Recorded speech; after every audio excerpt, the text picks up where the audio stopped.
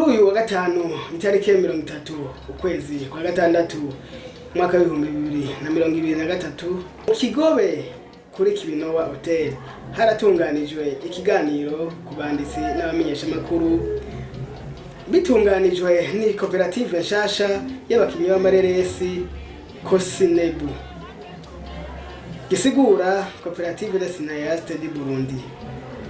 Bavuga bati kubera igihe kinini twamaze dukorera mu butandukane mu gihe abaririmbyi bari hamwe twavuze duti tweho kuki ni igihe kinini cyane twabayeho dukorera mu butandukane hama umunsi umwe twicara turavuga duti no ntibikwiye kubandanya bimeze gutya. Hariho urunani rw'abaririmbyi bari hamwe, abamizisien abasanzwe baririmba, tweho kuki abakinyi b'amareresi kuki tutokora ikintu kiduhuza durikiyemo. Umunsi umwe rero duca turavutsa iki kintu, Imana ikije imbere. Ni igihe kinini cyane twaravyipfuje ariko bitarashobora kuja mu ngiro, ariko ubu turashima Imana. Rero tukaba twizeye ko umukinyi wa filme wese ahari mu Burundi ko yoshigikira kino gikorwa, na cyane cyane ko gikiye kuzana impinduka idasanzwe tutari tumenyereye hano mu gihugu cyiza cy'u Burundi. Umunsi umwe twagiye hamwe turicara turakiyaga ko turaheza turashinga ikintu nk'iki. Iki naco twizeye ko umukinyi wese aha mu Burundi azoheza akaronka akarusho. Bivugwa na Nzambimana Olivier batazira Happy River, aho avuga ati migambi nyamukuru twasize imbere muri iyi koperative ni n'uburimyi n'ubworozi, aho umwimbu tuzokuramwo uzoheza ukadufasha mu gukora ya mafilme adusaba uburyo bwinshi. Nayo bamwe bakopia amafilme, bamwe bakora batunguka, bamenye ko vyarangiye kuko ngo gukorera hamwe bije gukura muri ivyo bibazo. Bisigura ngo gukorera hamwe biragwiza umwimbu. Ivyo nta numwe atabizi yuko iyo abantu bari hamwe bakora byinshi kandi mu mwanya mutoya. Ikindi naco turifuza yuko mu migambi twemeye hazoba harimo uburimye n'ubworozi nkuko babivuze.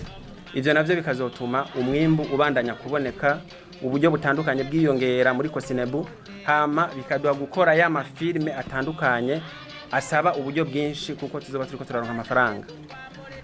Mu ntumbero rero ya kino gikorwa catumye uyu munsi tuza hano ni kugira ngo umurundi wese ahari, na cyane cyane babandi bakopia amafilme yacu, babandi bakora filme batunguka, bose bamenye ko ivyo vyarangiye kuko gukorera hamwe vyaje kugira ngo bishobore kubikemura. Muri Cosinebu rero umukinyi wa filme azoharonkera inyungu idasanzwe, ahubwo twosaba ko utaraza yonyaragasa kugira ngo yiyunge na runo runani. Nayo ugwaruka dusanzwe rudafise akazi murugiye kwatorera koyoka kuko nago nyene ruzoheza rukaronka akazi. Utanga ubuzi bwinshi kuko Cosinebu imaze kuba dufate hagiyeho abaja bajeje gutanga amafilme hirya no hino, ubuzi babonetse cyane cyane kuko nyema tuvuze duti umuntu wese akinye filme wo muri Cosinebu ayizane muri Cosinebu, hama twigire bigurishwa igare ko hacaraho n'abazigurisha. Umva ugwaruka tuzoruha akazi, ivyo ni ngombwa. Joseph Ciza asanzwe ari umuvugizi wa Cosinebu akavuga ko iyo koperative izoba umuhuza hagati ya leta n'abakinyi b'amareresi. Cosinebu izoba ari ijisho n'ugutwi by'umukinyi, izoba umuhuza hagati y'abakinyi b'amareresi hamwe na leta y'u Burundi canke ababijejwe. Mutigute murazi neza yuko udashobora gukina filme utabanje kuyandikisha muri sense imenyekana. Kubw'ivyo rero tugiye guhanahana ivyumviro y'abajejwe ico gikorwa cyo muri sense hamwe na Cosinebu.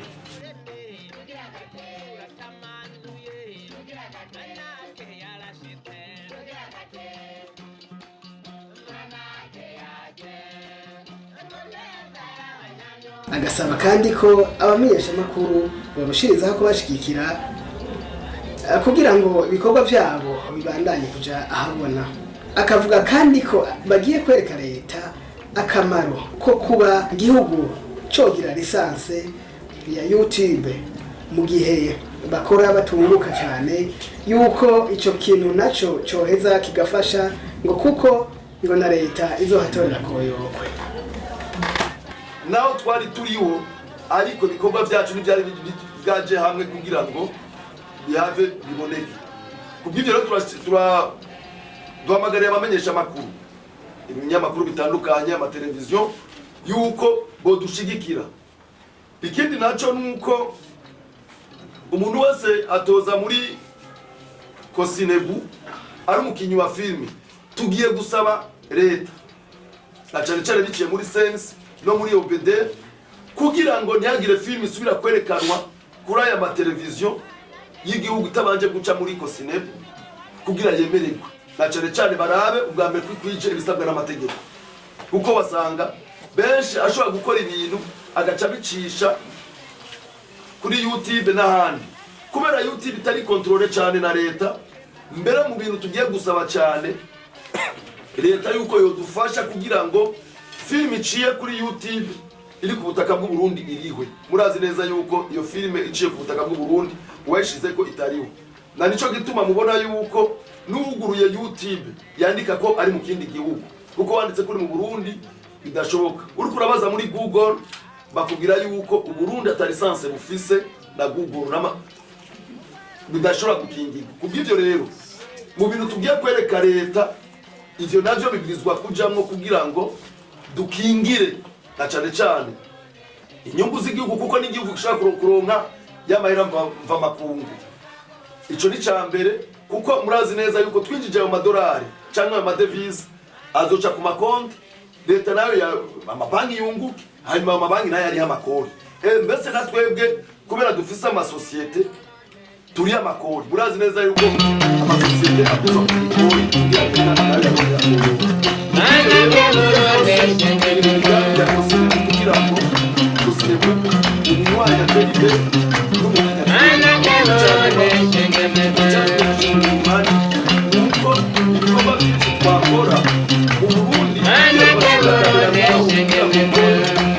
polisi ya